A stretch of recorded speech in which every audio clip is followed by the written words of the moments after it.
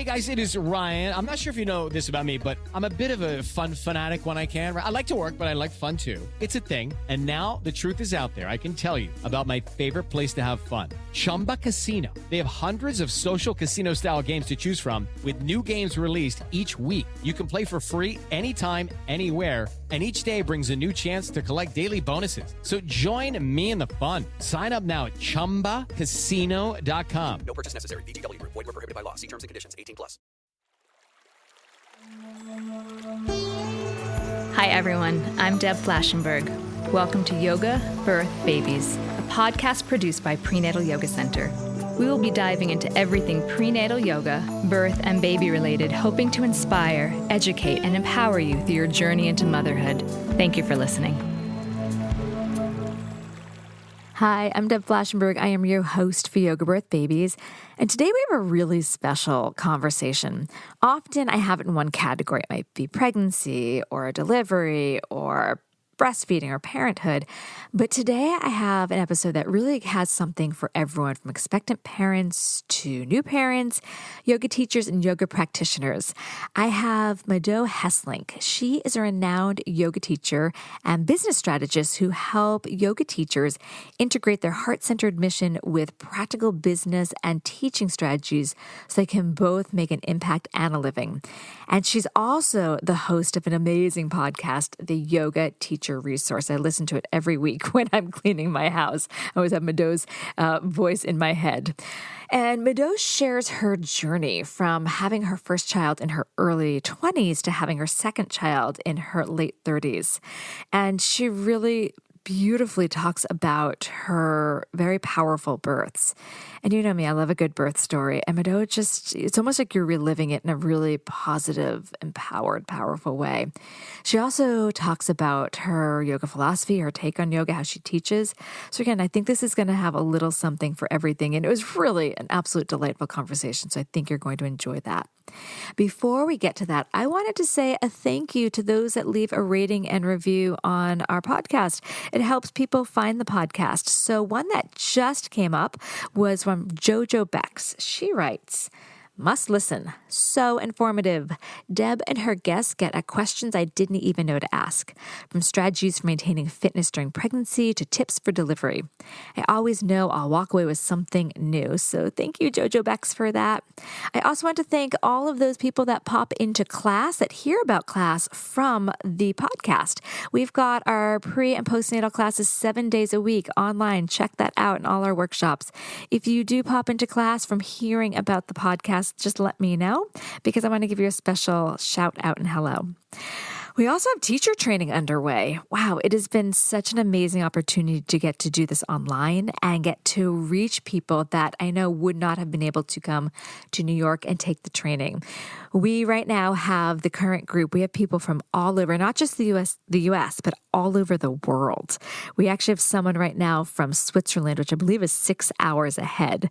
So there's one point I looked up at the clock and I thought, oh my gosh, it's 2 a.m. over there. I know, it's pretty amazing. So thank you, Emma, for your commitment for the teacher training.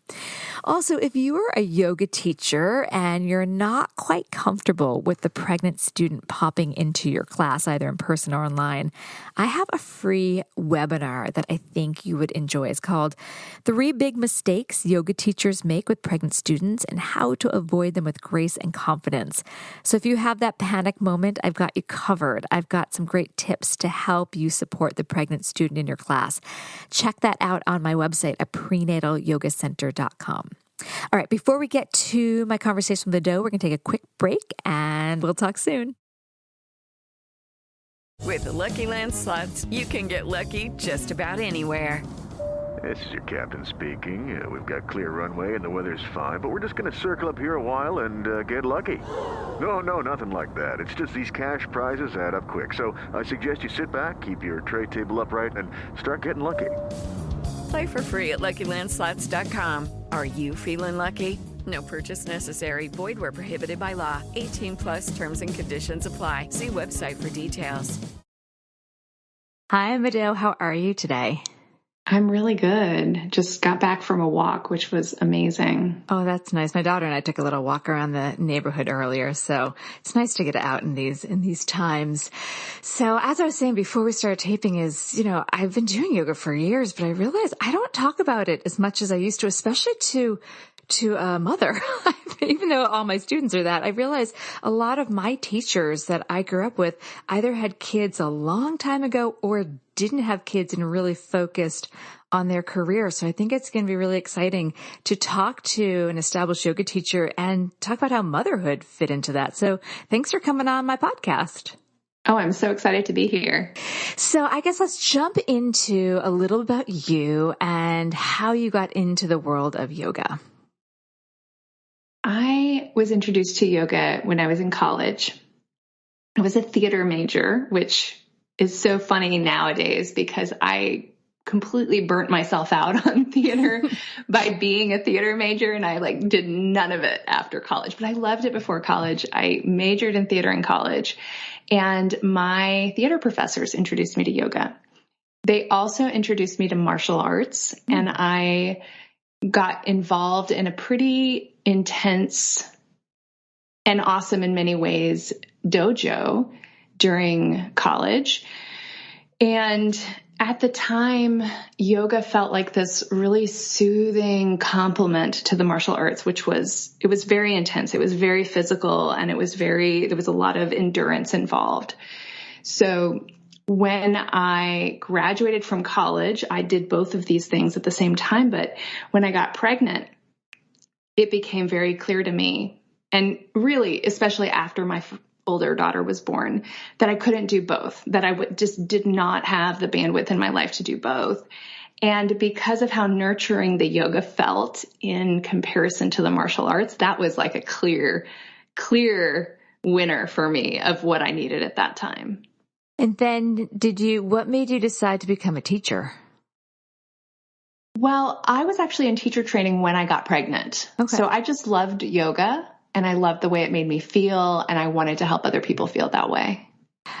So what is your approach to teaching? Because I know a lot of people come from one lineage or is it kind of a mixture? Like personally, I've noticed my background, it's a combo of I started with Shiva Ray when, before she was kind of who she is, 20 years ago. And then I studied with Cindy Lee and then Iyengar. So my approach is kind of this weird braid of those three. What's your approach? Well, it's definitely evolved a lot over the years. I would say that I started with more of a vinyasa approach, and I studied Anusara for many years. And right as that group was really exploding. I don't know how much you know about that. If you're in New York, you probably know a good bit, some about it. I do, but can you share with our listeners, because they don't. I definitely heard about what was happening, and it was kind of this big explosion on the scene, especially with some of the bigger people like Elena Brower being in New York. But yeah, do you mind? You don't have to give the whole thing, but just a little hint of the implosion of it. So Anusara was really into community. That was a big part of their approach, and it was a big part of their appeal. So, for example, there was a very casual, lighthearted, and friendly approach to the classes where you were kind of encouraged to chit-chat before and after class and have events. And so part of that really got into the realm of being a little bit culty, because there were all of these, and honestly, there's probably lots of yoga styles that veer into that, because there's all of these words that are jargon that you only know if you're an insider, and these ways of holding your body, and almost this somatic dominance that happens with a charismatic leader. So in 2012, which was right around the time that my own mother passed away, shortly before she passed away, it came out that the founder of Anusara had all of these different unethical behaviors, some of them being more of a sexual nature, some of them more business ethics. And for me, the most problematic was kind of the power dynamics. So at that time, it was really intense for the people inside that community, because we were so encouraged to develop connections inside the community. So it felt like this big identity crisis. And, losing my mother that same year, it was like everything was falling apart. So it was very similar to 2020 in a way, for me, 2012 was. And so at that time, I was basically invited to question everything that I thought I knew about yoga. And so I ended up with a much more eclectic approach. I didn't feel drawn to having one main teacher after that. I felt a little betrayed. Not that even John Friend, the founder, he wasn't even really my teacher, right? I had other teachers, but the whole thing left this taste in my mouth. Like, we all have blind spots. Every tradition has blind spots. And so I want to learn from as many different perspectives as I can and find my own way to my version of the truth. So I would say that is my approach. I love anatomy, and I studied a lot of anatomy after Anusara. Anusara is more alignment based, but anatomy is interesting because it actually doesn't lead to systematic alignment. It leads to individual alignment.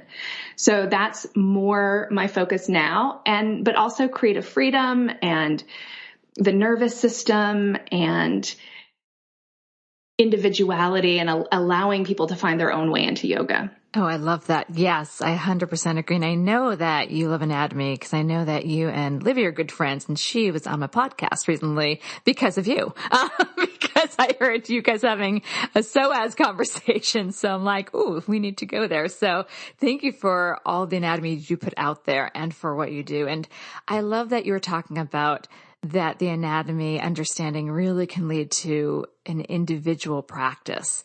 Within a pose, we can really start to look at what one feels themselves instead of being dogmatic about this is how it should be. And I do that a lot with my pregnant students. I invite them to feel and make decisions about what the pose feels like. I always often say, like, I make the suggestions, but they make the decisions. So I think I'm right there with you on that. So now when you teach, what is your focus? How do you approach your classes? Well, it just depends, honestly, on what is inspiring me in the moment. I love yoga philosophy, and I always bring a flavor from yoga philosophy into my class, whether it's stated explicitly or not. It informs my approach for sure.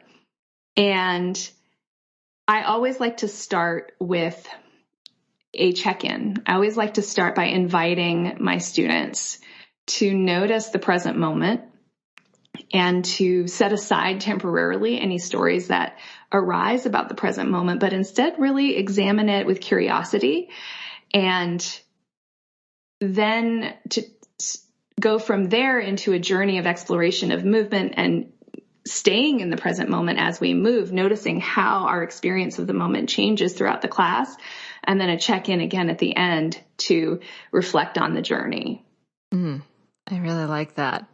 That has a lot, because that's going to kind of tie into, I think, our conversation about birth, because isn't that kind of what birth is like? Like, we can't go in with our own story of what we think it should be like because we don't know how it's going to unfold, which I think can lead us right into me talking to you about your pregnancies. And I know you had your kids 12 years apart. So there's a lot to discuss about that, because I know I have students that come back with a big gap between, and even just this morning we have someone, her daughter's 9 years older, is 9 years older than the upcoming baby. And she's saying it feels like two totally different pregnancies. So let's dive into that a little bit. So you went through your first teacher training while pregnant, and then 12 years later, another. How did your practice differ? This is going to be a multifaceted question. How did your practice differ? How did your approach to yoga differ? And then we can also start talking about just how your pregnancies felt different and how you were treated differently. Start wherever you want.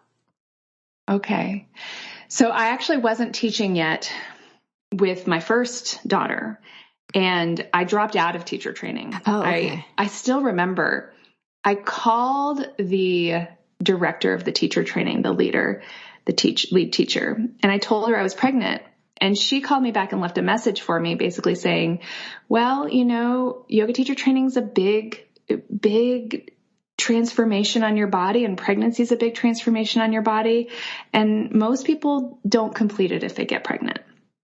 And I just cried and cried. And I kind of took her at her word, and I dropped out. And I realize now, looking back, that I didn't have to. Yeah. But I was 23 years old, and, I looked up to her. And so I dropped out. And to be completely honest, I don't remember too much about what my practice was like then in detail. It was definitely, I was very flexible. I was young and flexible, and I felt like I was good at yoga because of my mobility. And so there was definitely a little bit more of a performative aspect to my practice at that time I've definitely evolved away from, gratefully. And, but, I was young, and the young woman's body is just built for pregnancy. I had no problems. I remember just a little bit of nausea, but it was just really easy, and my birth was really fast. I went into labor about 2 weeks early, and it was on Thanksgiving Day. So my whole family had flown or probably driven in to town, and I hadn't seen many of them yet while pregnant. My sister, my dad, and my stepmom. My mom at the time lived in town. And I started having contractions, but I was in denial about it. I didn't realize I'd never done it before, and it just didn't hurt. So, the stories that were given about labor is that it hurts. And so that's how you know. So it didn't hurt. So I was convinced I wasn't in labor. But it started just getting more and more and more intense. And the contractions started getting really close together. And I called the midwife. And at that time, basically I was in transition already. And they were like, okay, we're coming over. You're definitely in labor. Were you planning a home birth? Yes. Okay. just checking to see if it was an accidental home birth or not. Okay. No, I was planning a home birth. I was born at home, by the way. You and I 42 have years ago. many similarities. Home births. We both are theater people. Very flexible. I'm very excited. So keep going. I'm kind of fascinated. Okay. So my family showed up right then, like right after I got off the phone with the midwife, and I, being a little bit dramatic, I greeted them at the door, and I pulled up my shirt to show them my belly, and I said, this is all take a good look at this, because this is the only time you're going to get to see it. I'm having this baby tonight. And they were all like, whatever, you're being dramatic. What are you talking about? You're 2 weeks early. We're having Thanksgiving. And I was like, no, really, the midwife's on her way over. And of course, like, if you're coherent and you're able to talk to people, they don't really believe you're in labor either.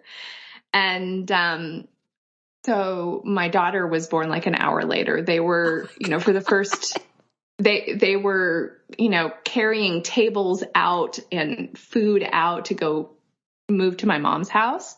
My mom stayed with me. My partner at the time stayed with me. And the second midwife showed up 15 minutes before my daughter was born. The first midwife got there right around the same time as my parents.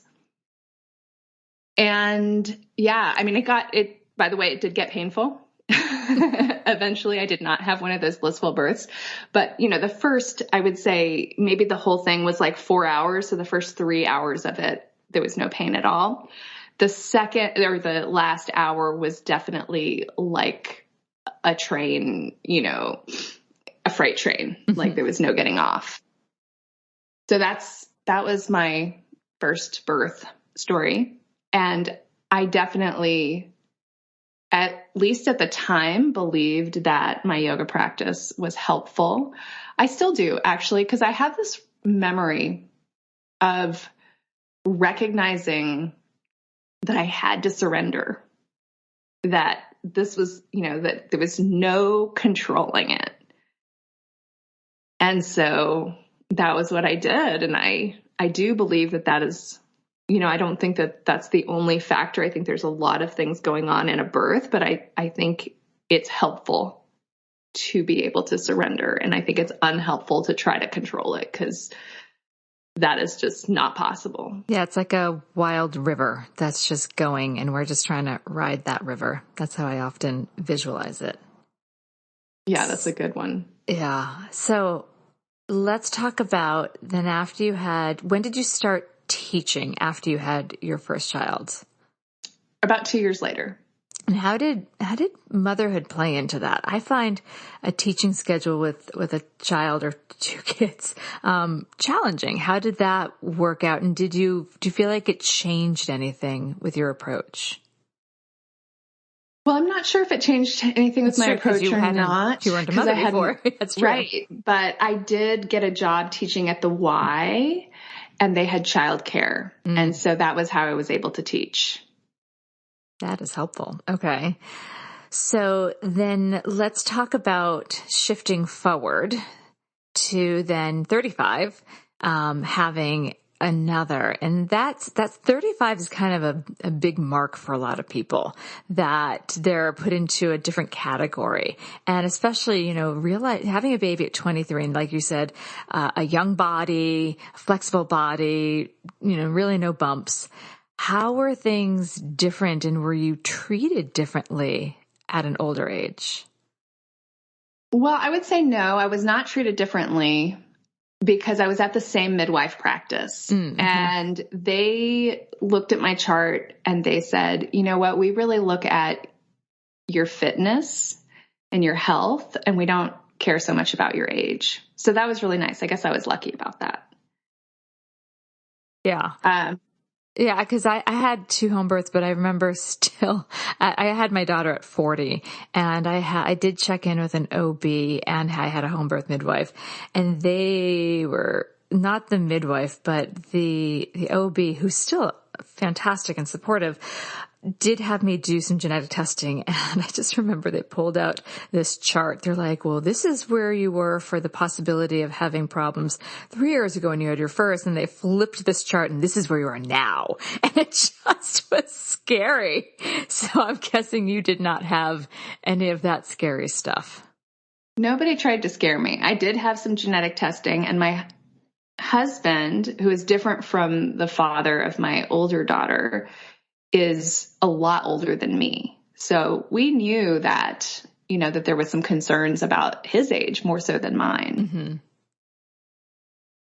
But the big difference for me, and who knows if this has anything to do with age or if it's completely random, but I had terrible morning sickness. I had terrible nausea with my second that lasted 5 months. So I'm really grateful. I know that some people, it lasts the entire time. I'm grateful that wasn't the case for me, but it felt like forever that I was just basically laying in bed. I did teach a little bit, and I would never get nauseous while I was teaching, but I would be terribly nauseous right before and right after. Isn't that interesting? Yeah, I think it's focus. I had the same thing. I was fine during. I did sip some lemon seltzer. That was my go-to. But I was often fine during, and then it was the before and after. I literally just wanted to lay down and die. Mm-hmm. Yeah, I used little ginger lozenges. So listeners, these are some really good tips. So, okay, we're going to take a super quick break. When we come back, I just want to talk about your practice while pregnant with your second, because at that point you'd been teaching for a bit. So we're going to take a quick break and we'll come right back. Looks like you need a vacation. Enter the 5-Hour Energy Where Will the Tide Take You sweepstakes. You could win a $10,000 dream beach vacation. Imagine jet setting off to a tropical paradise, having fun in the sun, or diving at a gorgeous reef. It's up to you. No purchase necessary. Go to 5HETide.com for official rules and to enter. That's 5HETide.com. Enter today. Ends June 30th, 2024. Step into the world of power, loyalty, and luck. I'm gonna make him an offer he can't refuse. With family, cannolis, and spins mean everything. Now, you wanna get mixed up in the family business. Introducing The Godfather at ChumbaCasino.com. Test your luck in the shadowy world of The Godfather slot. Someday, I will call upon you to do a service for me. Play The Godfather, now at ChumbaCasino.com. Welcome to the family. VGW Group. No purchase necessary. Void where prohibited by law. See terms and conditions. 18+. All right, so we're back. So talk to me about what your practice and your teaching was like up until you got pregnant with your second, and how you approached your practice. Well, before I got pregnant with my second, I had transitioned from a approach to yoga that was more contortion-y, fitness-y, really physical, and had, as I mentioned earlier, a bit of a performative aspect to it it being more restorative and gentle. I kind of switched over and I started doing other forms of exercise for exercise so that I was able to look at my asana practice and not need it to be exercise. I actually started doing CrossFit and weightlifting, and that was great. It was great for my body because of some of the mobility patterns that I had. I consciously focused on tightening up a bit. And so my yoga practice was more gentle, more meditation, and especially during pregnancy, I did a lot of meditation. That was really kind of the bulk of my practice. I did restorative yoga. I did gentle yoga, but I would say what was key for me was the meditation and the mindset, the remembering to not identify with my thoughts, not identify with my thought patterns. How do you think that then played out for your birth? Do you think you were able to bring that meditative quality into your birth? No. I love your no. Very honest, no. Okay. No. Well, so remember how my first birth was about 4 hours long? My second birth was 1 hour. Holy crazy. And your body just needs to open up. Yeah, there was nothing peaceful about it. There was nothing meditative about it. It was like pure survival. Okay. But I did survive. To tell the story, yes. That can be overwhelming. I've been a doula to people with really fast births. And while other people are like, oh, wouldn't it be great? What I witnessed, I did not have that quick. It was overwhelming for the birthing person to just have this start and fast and furious. Is that what you felt? Yeah, I definitely would have not minded a bit of lead up, a bit of a chance to kind of put my, I had done all these hypno babies, techniques of learning natural pain mitigation through self-hypnosis. No, there was none of that was even remotely like, this is just like you're on a ship in the middle of a storm in the ocean. You're not going to meditate there. You're holding on to the banister, whatever. So with that one, it was interesting because my water broke actually the day before. And so I was on a time clock for being able to have a home birth. Yeah. I wanted to have another home birth. And my midwife, they're certified nurse midwives here in North Carolina, where direct entry midwifery is illegal. And we opted to go for a birth birth provider that was within the legal system so that they could stay with us if for whatever reason I needed to be transferred. And so they have some guidelines they have to work with. And one of those was no more than 24 hours after water breaking, there has to be active labor. And so I had nothing until about 2 hours before my clock was up, basically. And my husband actually the weekend before had been like, it'd be nice if she'd be born on Friday because then I can spend the whole weekend with you guys and not have to miss work on Monday. And so this is Friday at like 7:00. we went for a walk and it was storming, and I got home and I sat on the toilet and I started talking to her, and I was like, listen, I really don't want to go to the hospital. I really don't want to have Pitocin. Let's do this. This is the time. This is it. Let's make this happen. And I did that for about 20 minutes. And by the time I got off, 20 minutes later, I was in transition, and I was like completely, like I had done that thing again, while I was on the toilet, where I was like, I'm going to surrender to this. I'm going to let it happen. And I know that like, it's just kind of miraculous that it worked, because I know, that there's no guarantee. I'm not trying to tell my story with the thought that, somehow I'm magical. I made it happen or whatever. This is just my story. Yeah. And, so my husband came up, he started filling up the birthing tub. He tried to give me ice cream. I rejected it. I said, I can't eat. I'm having a baby. And he told me to get in the tub. And it was only like halfway to the line where it says, don't get in until it's up to here. You know what I'm talking about? Yeah. You're a doula. You know exactly what I'm talking about. And I was like, I can't get in. It's not hot. He was like, get in. It's fine. I was like, okay. I got in. I had one contraction. And then the second contraction, like her head was out. Were the midwives around? No. Okay. The answer is no. Actually, she was in the driveway. So my husband caught her. Wow. And then my older daughter and my stepson were both there. And so it was just the 4 of us and then the 5 of us. And then that was like 2 minutes. And then the midwife came up the stairs calling out, I hear a baby. You're like, yes, you do. Yep. And honestly, it took an hour for the afterbirth, which I think might be related to the fast labor. And that was harder almost than the birth itself. Like the birth, you get a baby at the end. The afterbirth, you just get this. You get a placenta. Yeah, it's not quite as grandiose. Yeah.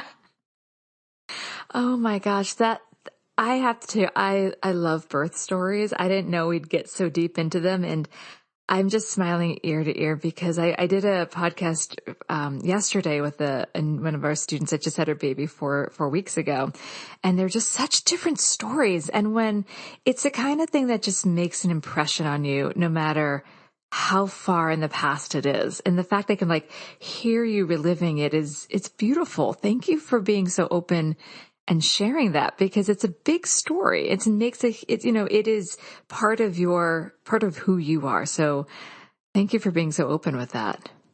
Thanks for holding space for it. Oh, absolutely. It's actually one of my favorite parts of working with pregnant people.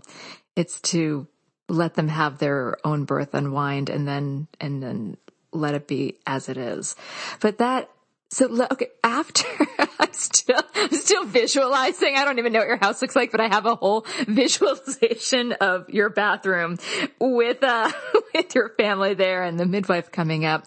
So baby's out, placenta happens, and then what's happening after that? You just starting to relax into this new experience. It's a kind of this beautiful melded family. Yeah. I mean, there was sending my husband to the grocery store for diapers because we weren't ready. Yeah. She was also a bit early. And then, both of my births, I didn't really finish the first birth in a way, because there was turkey and pumpkin pie afterwards. That sounds good. And there was my whole family gathered around, and they hadn't finished eating yet. So they were just like, what? How is there a baby already? We haven't finished eating yet. So let me ask something about that. Okay. I know we're backtracking to baby 1, but I'm so impressed that you felt comfortable enough I don't know how big the space was, but to have your family there while you were having your baby, that's pretty remarkable. I didn't. No, they went back to my mom's house. Oh, okay. And then we called them. Yeah. Okay. Yeah. It was a 1-bedroom, tiny apartment. Okay. That's making a little more sense in my brain. Like from the births I've witnessed, most of the time people they like to shut themselves into a quieter, less traffic like space. I don't know if I'd be able to, and I was thinking as you were talking about that, I'm like, I don't know if I'd be able to open and often birth, especially unmedicated births. There's a lot of sound that goes on. I don't know if I could have done that thinking, they're passing the stuffing next door. No. They were, 10 minutes away at my mom's house. Yeah. And they came back. That's pretty amazing. Oh my gosh. Thank you for sharing your stories. I just love to hear that. So then let's fast forward a little bit into how did you start to incorporate yoga into your postpartum world? I'm just one thing I did poorly after my first is I went back too quickly. And it's one of those experiences where my body was like, maybe you should hold off. My brain's like, let's do it. And I found with my second, a little older, a little wiser, I was able to take baby steps back in. How did your practice start to evolve now with 2 kids? Well, I definitely listened to my body after the second one. And I'm not sure, honestly, after the first one, I think I recovered really quickly. That's the joy of being 23.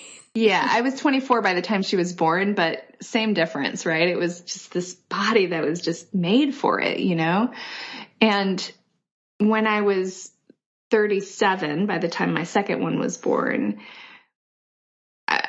it was weird. It was, it's like, oh God, what is going on here? All this flesh, all this extra flesh and these sensations that are just odd, they're just so different from what you're used to, especially if you live in a healthy body, you're used to certain types of sensations when you move and other types of sensations that would be alarm bells, but you don't usually feel them because normally you just, you do the movement and your body responds to it in its normal way. But after birth, everything's changed and you have all these odd sensations that if you have a good relationship with your body, you recognize as big flashing, no thank you signs. So I mostly waited, I did very gentle movement, but I'd say it probably took me about 3 months to get back to movement that was more exercise-like, anything that would really engage my core in a demanding way. That was very smart of you. I did not with my first. Something about the idea I wanted to move. I don't know what it was. It was summer. I just felt like I needed to get out and move. And I know I did it way too early. And then with my second, it being actually a very cold winter, I felt like I wanted to huddle inside and stay warm and nurture my body differently. Again, that also could be one thing that I think the listeners, because I've talked about this all the time, when you start too early, the body can have more problems. We can have pelvic floor issues if you start to put pressure on it too early. So I'm glad to hear that you were very smart by not doing that. It wasn't a mental choice. It was more just a relationship with my body and listening to what my body was saying. And it was like, nope, you're not ready. I did walk.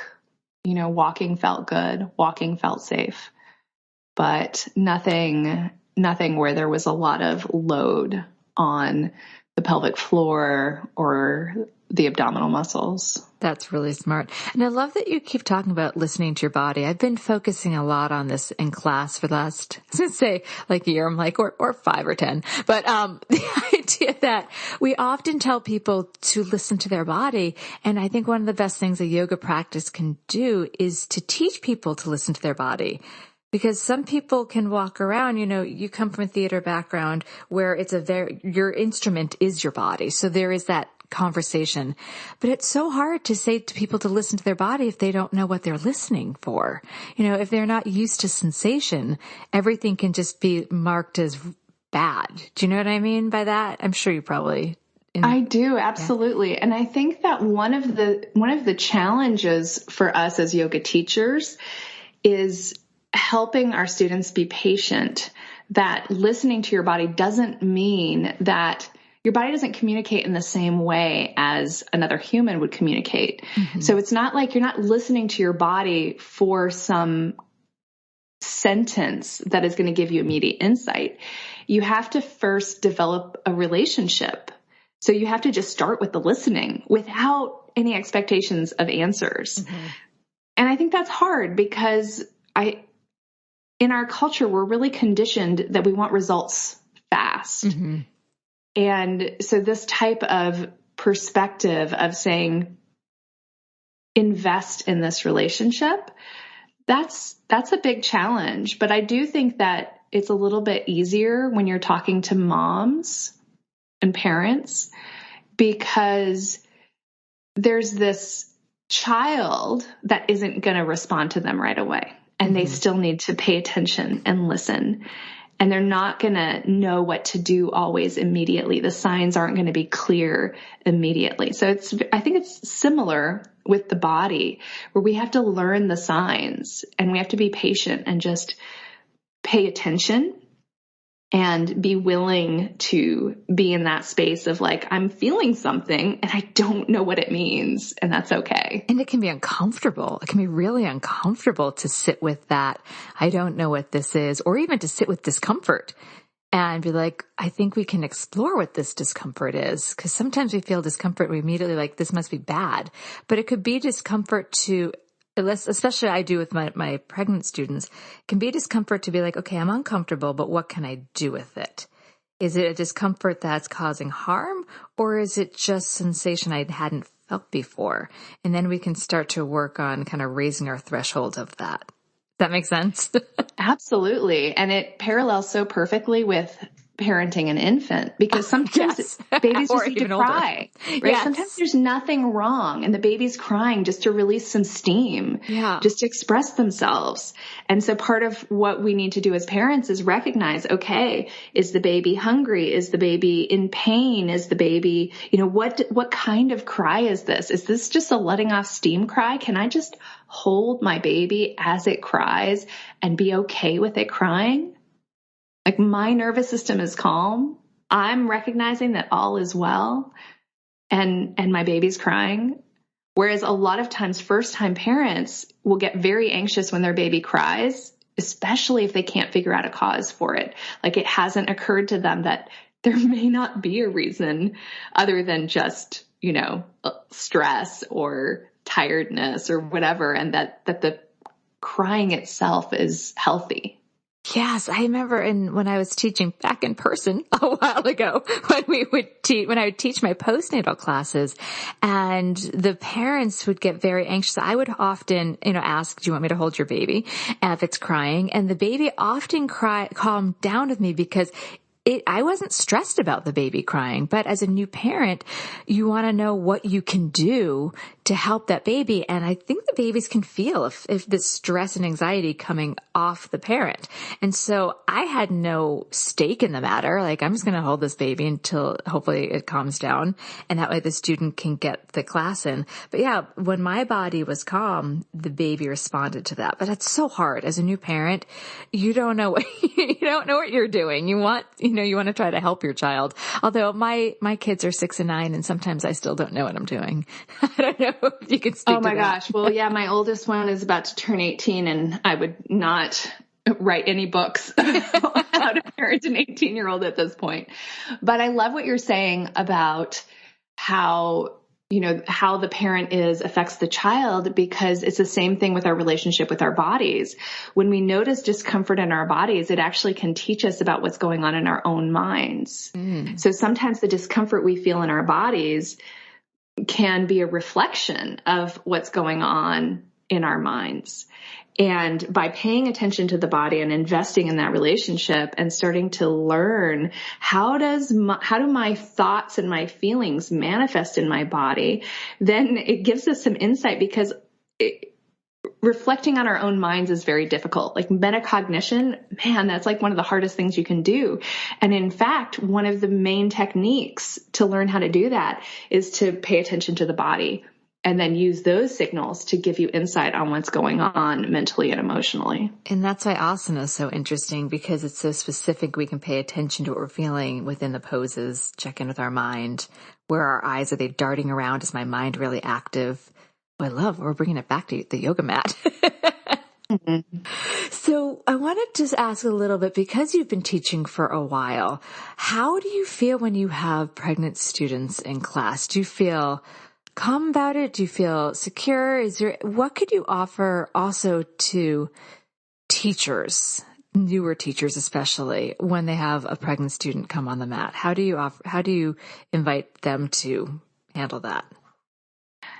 I always feel excited for the student when I see them. Mm-hmm.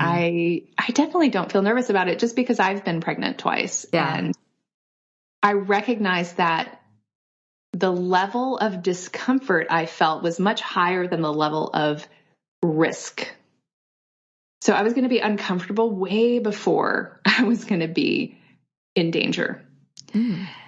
And so when I would talk to the student, sometimes they would come and whisper to me in the beginning, like, I'm pregnant. I'm not showing yet, but I want you to know that I'm pregnant, and I would say, great. So just do what feels comfortable for you. And if anything doesn't feel comfortable, here's some different ways that you could modify. You could go into child's pose. You could lie on your back. You could do something else that you want to do, and really put the onus back on them to figure out when to modify. Because in a non-prenatal class, I'm not going to be able to offer two different sequences at the same time, right? Mm-hmm.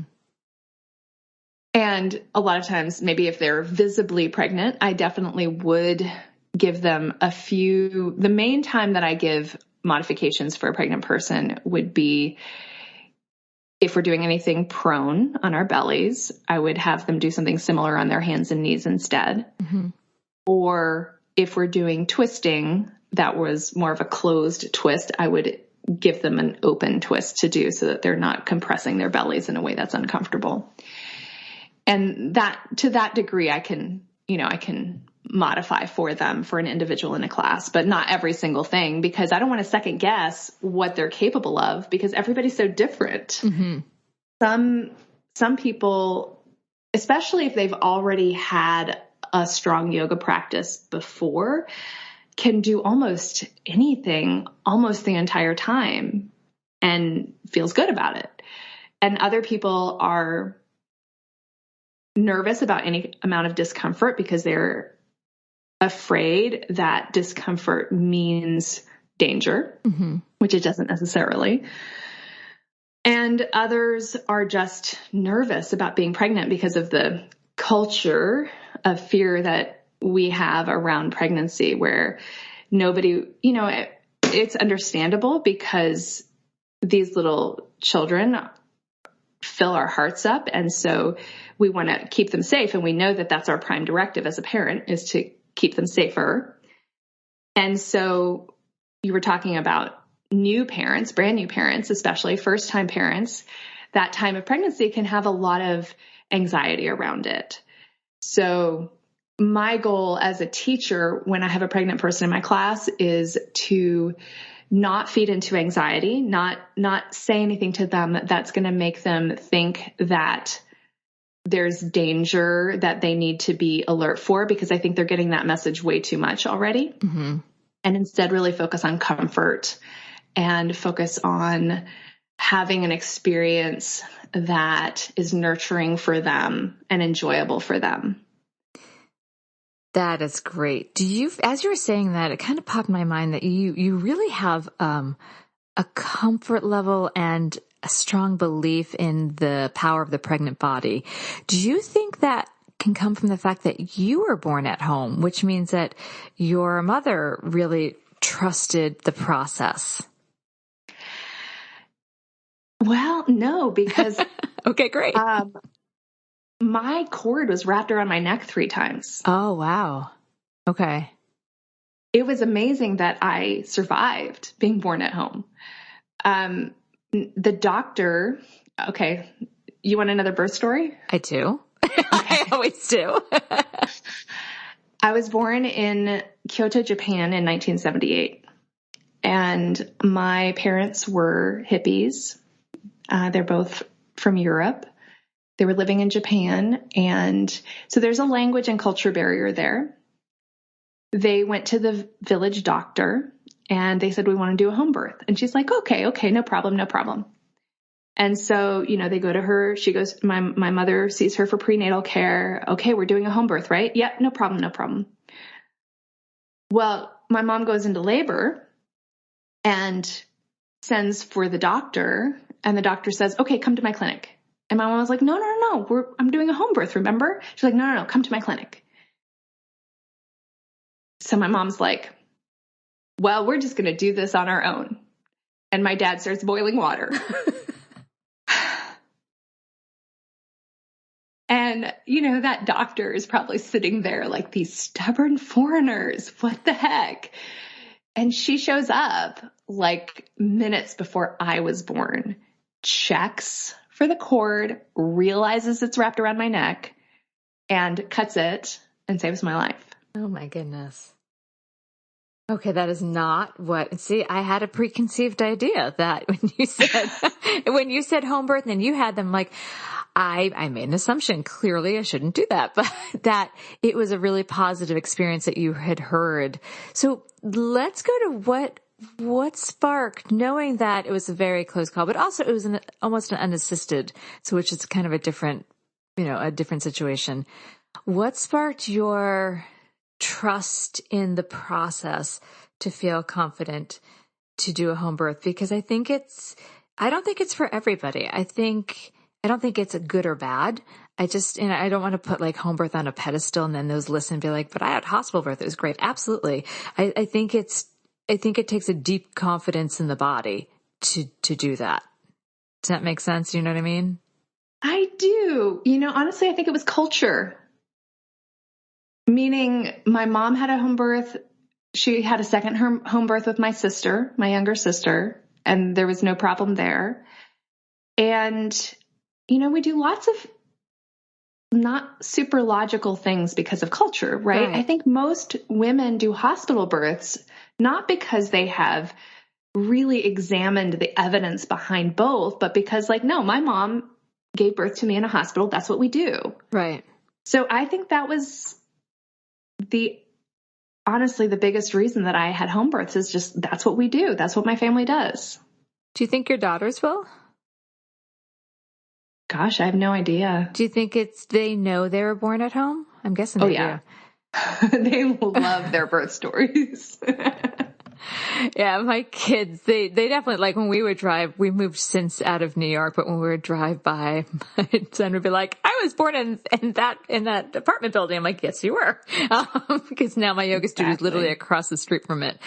But yeah, I always do wonder, like, is it something that we hear? Like I had a really positive birth story about my birth, and it just led me to feel confident that my body could do it. And I remember teaching teacher training one time. One of my students was really, really nervous. She was pregnant, really nervous about her birth because her brother was 7 years younger, and she remembers her mother's birth.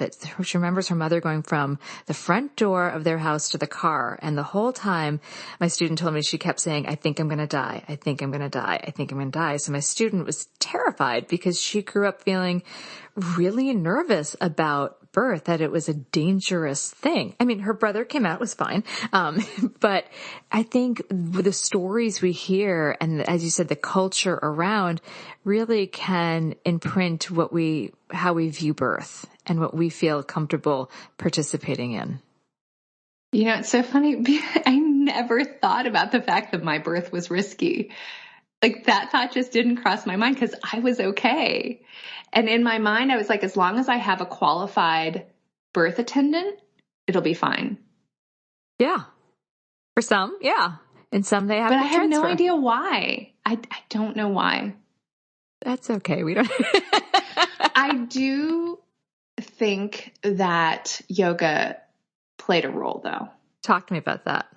Well, I did do a lot of prenatal yoga, and that whole conversation we just had about being in a relationship with our own bodies. Now, at that time for me, it was early days because, now we're talking about 18 years later. So I've got a much different relationship, and I would say deeper with my body. But I'd been exposed to those messages and that education about listening to your body. And that, I think, made an impact. And I think it did help me in those moments during my first birth where it was so intense and so out of control that it helped me to be able to relax, even though physically maybe I didn't seem relaxed, but it was like this emotional letting go, this emotional relaxation. Mm-hmm.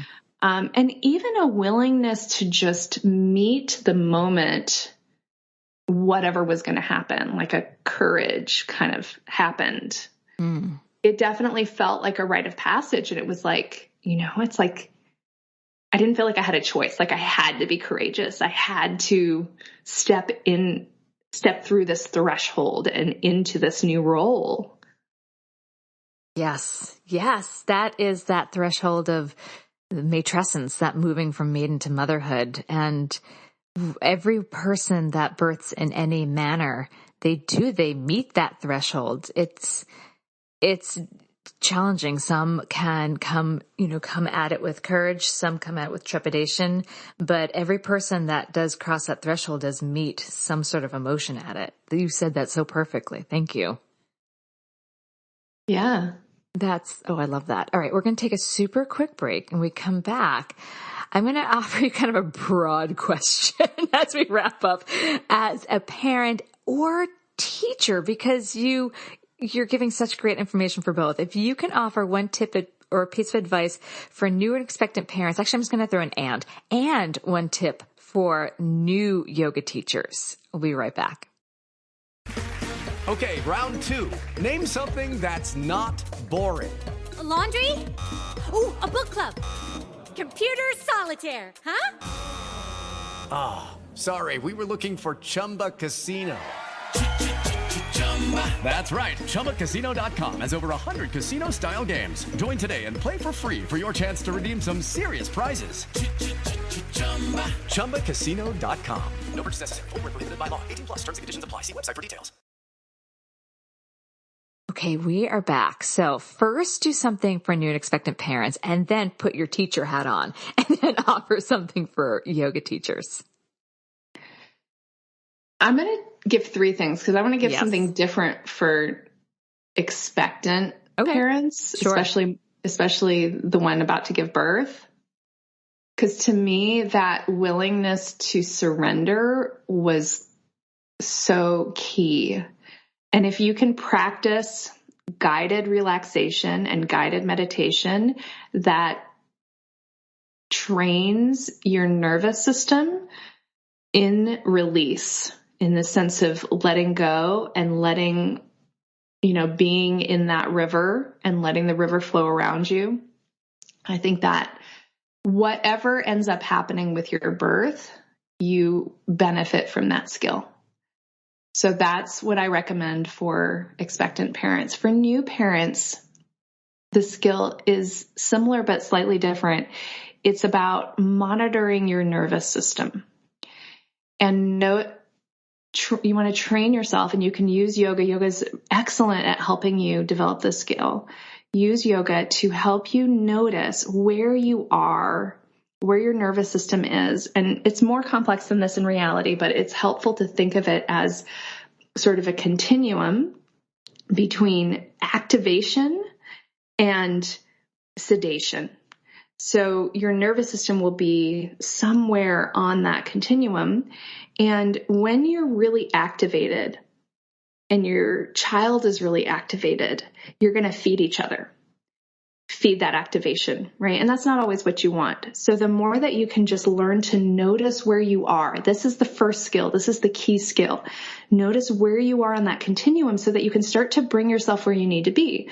Now, it's certainly possible that you could be overly sedated at times, right? You're super tired. You're like kind of sleepwalking. Well, you definitely also want to build skill sets in activation. But through life, we tend to get activated more easily and not know how to slow down and calm down. And if, any parent who is able to hold space for their kid to be activated and not allow that to infect their own activation, sometimes that's an impossibility, but we can improve this skill. And so the more we can do that, the more that we can teach our children the same skill set of monitoring our own nervous systems and taking some actions in response. Slow breathing is a really good one. If you notice you're overly activated, conscious, slow breaths as if you're smelling the sweetest flower, it's incredibly effective at activating the parasympathetic nervous system and slowing everything down and actually sending messages to your brain that all is well. You're not actually in danger. And this will influence your child and their level of activation.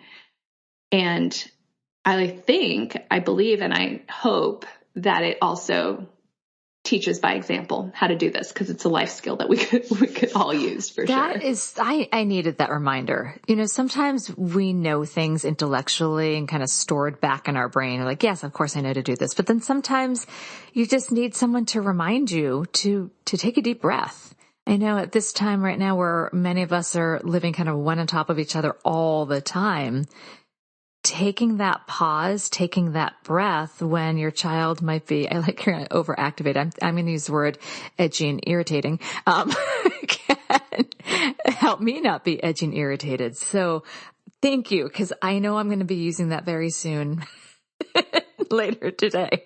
So thank you for that very clear, really good reminder of that, because you're right. Lead by example, calm our own nervous systems. And so what's your third thing for yoga teachers? For new yoga teachers, I think the big piece of advice is trust the process and let yourself be a new yoga teacher. I remember for myself, and I've seen it over and over, that there's this level of anxiety and this level of comparing ourselves to people who've been teaching for a very long time. Like we look at our own teachers and we want to immediately be where they are. And you and I are talking about right now a journey that I imagine for you has been similar, but for me, we're talking about like an 18-year journey. And there's no rushing this journey. There's no rushing this relationship with your body. There's no rushing the sensitivity that you will build through your practice. So that is the first thing, is let yourself be new and be okay with that, because by being honest about where you're at and okay where you're at, you're actually going to be a more effective teacher. You're going to be more present with your students and they're going to respond to you more. And there are lots of students who kind of prefer a newer teacher. There's a little bit, a sense of a more shared perspective, right? Sometimes teachers that are very experienced, the curse of the expert, we use this jargon that we expect other people to understand. And sometimes there's a gap that happens. So we need new teachers. New teachers are valuable in the world. And there are some students that are really going to resonate with you right as you are now as a teacher. Oh, that's such good advice. That is such good advice. Thank you. I love talking about yoga and these kind of things. It's so enriching to me. Thank you. Where can people find your work? And you've got a lot of work. You've got Facebook. You've got a ton of stuff. You've got your own podcast. Let it out. Where can people find you? I host the Yoga Teacher Resource podcast, and I do have some yoga practitioners who like listening to it as well, although probably not every episode. I have a Facebook group for yoga teachers. It's also called the Yoga Teacher Resource Facebook group, so that's pretty easy. And I also post over on Instagram, Yoga Teacher Resource. So wherever you're at, podcast player, Facebook, you can find my website, Instagram, just type in Yoga Teacher Resource and you can find me. And most of my content is really directed to yoga teachers, but there's definitely quite a few podcast episodes that practitioners that are really excited about going pretty deep into yoga would love. Well, I think the community that listens to this podcast, we had a lot of pregnant folks, a lot of postpartum, but we have a lot of yoga teachers that listen, because I've been doing yoga teacher training. Honestly, I don't even know how many years. I think like 15 years. So we got a lot of yoga teachers that are going to be really excited to dive into all that you offer. And thank you for all that you offer. You really hold space for yoga practitioners and teachers. And thank you for this podcast, which I can tell by the way that you interviewed me, you're an amazing interviewer and you hold incredibly brave space for women and anyone who gives birth to reflect on their story and to share their experience. It's really beautiful. Thank you so much. Well, I appreciate your time. Enjoy your afternoon. Thank you. This has been an episode of Yoga Birth Babies, produced by Prenatal Yoga Center. You can catch us on Facebook, Twitter, Instagram, and Periscope. I'm Deb Flaschenberg. Thanks for listening.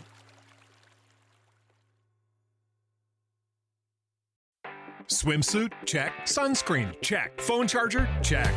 Don't forget to pack the 5-Hour Energy. It fits great in a pocket or carry-on, and the alert feeling will help you arrive ready for anything. Now get 20% off when you use code 5HETRAVEL at 5hourenergy.com. Expires April 30th. One-time use only. Not valid with other discounts. Remember, visit 5hourenergy.com and use code 5HETRAVEL to save 20%.